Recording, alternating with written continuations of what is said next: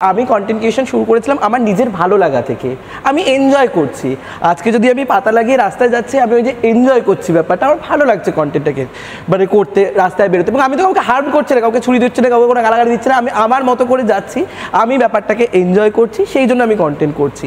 But যেখানে বলছে অভাবের ব্যাপার, আমি শুধুমাত্র ড্রেসকে ফোকাস করে কিন্তু অলওয়েজ কন্টেন্ট করি না। আমি সব ধরনের কন্টেন্ট করি, সব ধরনের কন্টেন্ট। হ্যাঁ, ওই ধরনের কন্টেন্ট করলে লোকেরা বেশি দেখে, যেটা বলছে ভিউজ বেশি আসে, তো লোকজন ওটা দেখতে বেশি, সেই লোভেই তুমি বারবার হ্যাঁ অবভিয়াসলি সেটা থেকে বাদ দিয়ে এটা করছো এবং এটা গর্বের সাথে তুমি বলো। হ্যাঁ অবভিয়াসলি, কারণ ওখান থেকে আমার ব্র্যান্ড ডিল আসছে, সত্যি সত্যি ওখান থেকে আমি টাকা ইনকাম করছি, লোকজন দেখছে, লোকজন ওটা অ্যাকসেপ্ট করছে এবং আমিও এনজয় করছি সেই বিষয়টা নিয়ে। তো অবভিয়াসলি আমি এটা কন্টিনিউ করবো। বাট আবার একটা জিনিস আমি ছোট্ট বলতে চাই ডাক্তারবাবুকে।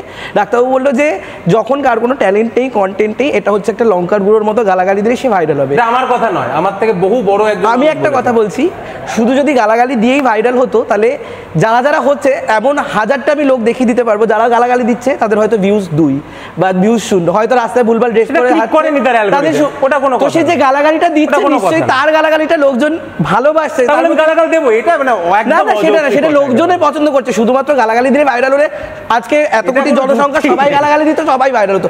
সবাই তো হতে পারছে না, নিশ্চয়ই লোকজন ভালোবাসছে তার গালাগালিটাকে হোক বা তার কন্টেন্ট। গালাগাল ভালো লাগছে বলে আমি গালাগাল দেবো। আমি ভাই দেখতে ভালোবাসি। দারুণ যুক্তি, এক্সিলেন্ট।